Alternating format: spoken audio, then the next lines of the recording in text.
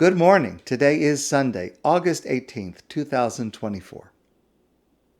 So far, one time in my career, I officiated at the funeral of a pet. My grandson's goldfish died. He was quite attached to this goldfish, and he asked me if I would do the funeral. And it was very meaningful for my grandson and for me. And I would do it again if someone asked. I must explain that I have a complicated history with pets. When I was very young, maybe 4 or 5 years old, my parents agreed to watch the dog of friends who were going away. We have a photo of that dog, Nicky, in a family album, and it is a beautiful animal. It's black and silver, a German Shepherd. I don't remember anything else about that. I certainly don't remember anything negative about that. But we never had another pet in our house, and I never wanted one. Our children wanted pets. Marcy and I did not. We gave in on fish. And one time, against our better judgment, a guinea pig, which did not work out well. I must confess, I don't like dogs barking at me, or jumping on me, or licking me. And I don't like cats rubbing against me or sitting on my lap.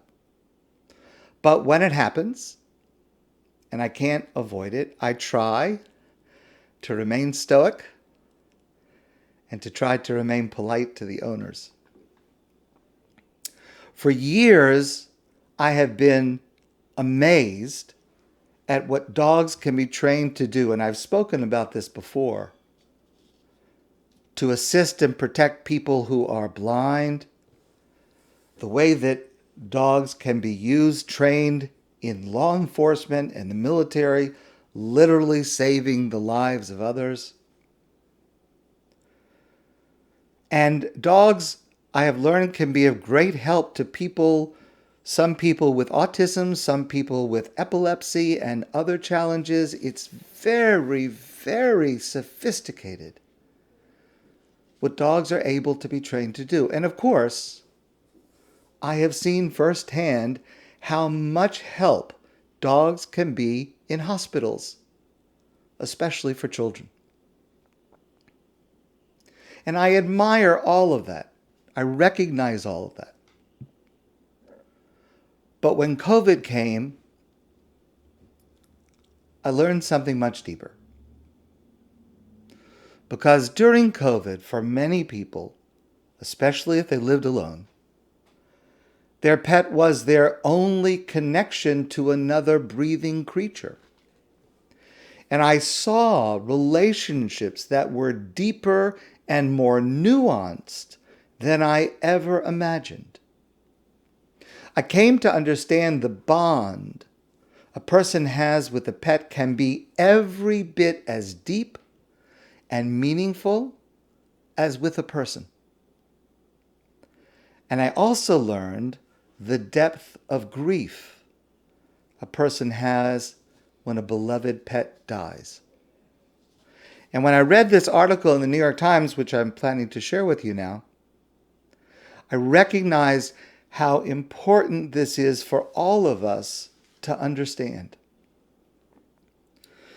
Last week, there was an article in the New York Times written by Catherine Pearson, How to Support Someone Who Has Lost a Pet.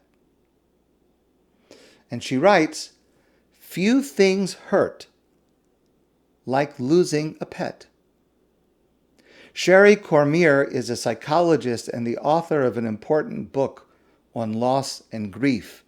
And she writes, "When an animal dies, owners lose companionship, affection, and just plain unconditional love. And we don't find that in many places in our lives. She explained that our society tends to be grief phobic. There's a sense that the feelings that are prompted by a loss of a pet are relatively low in the hierarchy of suffering, or that it's something that people should be able to cope with and move on from quickly. But that is not always true. Pet loss can lead to disenfranchised grief, which means that it's grief, but it's not validated or acknowledged by the wider world, because the wider world doesn't understand how deep that grief and loss is. And therefore, a lot of individuals end up grieving in isolation because of fear of rejection from other people. They worry that others won't understand or they will minimize the loss. If a person feels this deep sense of grieving and mourning, and then if someone hears it's because their cat died, they're afraid maybe they'll dismiss it or minimize it. It's just an animal. She says, But Dr. Cormier says it's very important to express sympathy and condolences sincerely when someone's beloved pet has died. To say something like, I know your animal was such an important part of your life and family. I can see how much he meant to you and how much you're already missing him. Now, a lot of what applies here, we've discussed in relationship to people who have lost, God forbid, family members in sitting Shiva. And that makes sense that some of the same guidelines should apply. Resist the urge to say, I know how you feel. Because even though your intention is to express empathy, everyone's grief is unique. You don't know what they feel. Rituals are an important part of the grieving process for animals. But they're sometimes overlooked because in the wider society, that's just not considered something that's appropriate. But there's no reason for that. It's entirely appropriate. Perhaps your friend would welcome a memorial service.